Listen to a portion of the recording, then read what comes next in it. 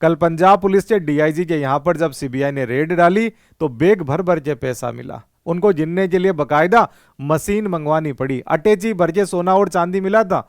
Audi Mercedes जैसी गाड़ियां उसके पास में मिली। तो सवाल खड़ा होता है, इतना पैसा इन अधिकारियों के पास में आता कहां से है, जबकि इनकी तनख्वाह तो सामान्य होती है। तो ये भ्रष्टाचार करते क्यों हैं? तो जवाब है, पावर व्यक्ति को करप्ट करता है और जितना ज्यादा पावर रहेगा उतनी ही ज्यादा करप्शन की संभावनाएं बढ़ती जाती है। आमतौर पे जब भी कोई व्यक्ति बड़ा अधिकारी बनता है तो उसको गाड़ी मिलती है, बंगला मिलता है, नौकर चाकर मिलते हैं, लेकिन रिटायरमेंट के बाद में ये फैसिलिटीज रहेगी नहीं। तो व्यक्ति के पास में पावर है और भ्रष्टाचार करने की अपॉर्चुनिटी है, इसीलिए वो अपने भविष्य को संजोता है। दूसरी बात है, देश में इतने सारे कानून है कि अगर कोई व्यक्ति उनको फॉलो करे तो वो कोई काम कर ही नहीं सकता।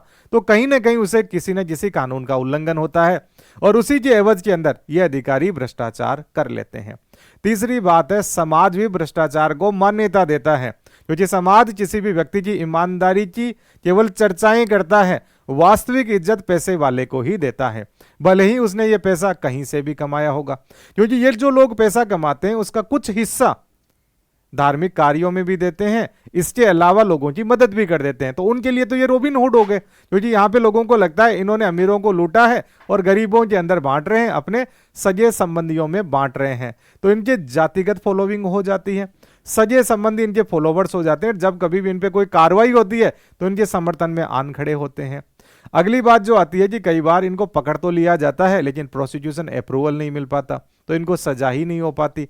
तो हम लोग देखते हैं कि कई बार किसी अधिकारी को भ्रष्टाचार के आरोप में गिरफ्तार तो किया, लेकिन कुछ महीनों के बाद में वो वापस नौकरी कर रहा था, उस पर आगे की कोई कार्रवाइयां हुई नहीं।